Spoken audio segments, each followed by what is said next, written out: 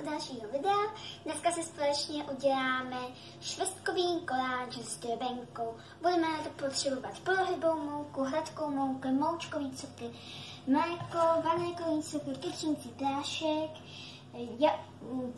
vajíčko, olej a samo sebou může švestky, máslo a cukr krystal. Takže první, co udělám, je, že si vezmu tady polohybou mouku, je jí tam jeden hrníček. Teď tam dáme hladkou mouku, taky jeden hrníček. Teď tam dáme cukr, toho je půlka hrníčku. Teď tam dáme vanilkový cukr, jeden celý pytlík.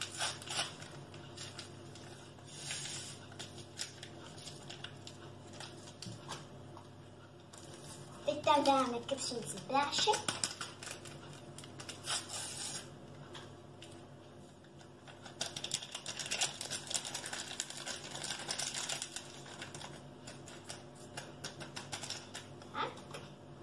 Teď tam dáme mléko, taky celý hned.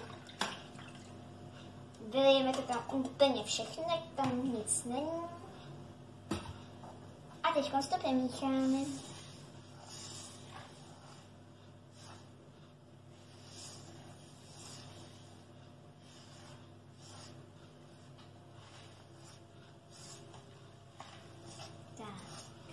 Přidáme vajíčko.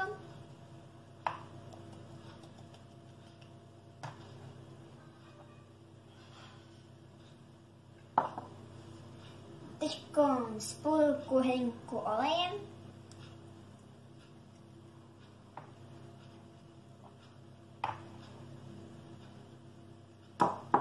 A opět to všechno přemícháme.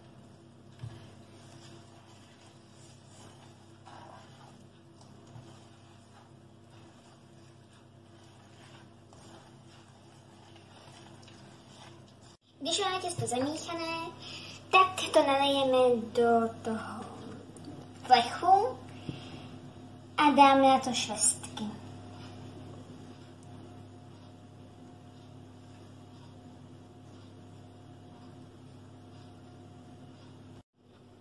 Když to mám na tom plechu, tak tam teď dám ty švestky a nakonec tam dám drbenku.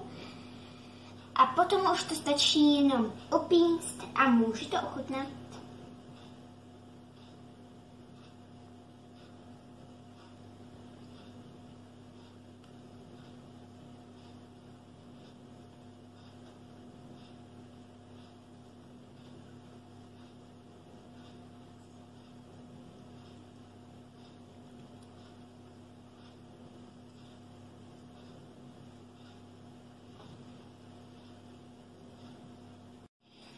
Udělala jsem si drbenku, dala jsem tam máslo, polohybou mouky a krystalový cukr. To jsem takhle hezky udělala, prostě jsem to promíchala ručně a teď, když to má takovou hezkou strukturu, tak to posypu na to těsto. Dám tam toho hodně, ať to chutná co nejlépe.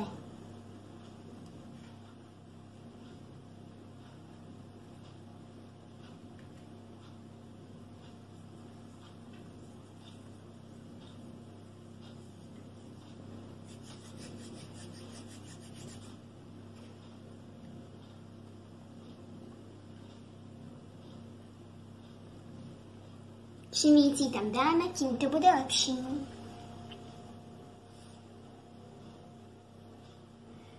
Potom to dáme do trouby, dám to tam přibližně na 180 stupňů a asi tak na 30-40 minut.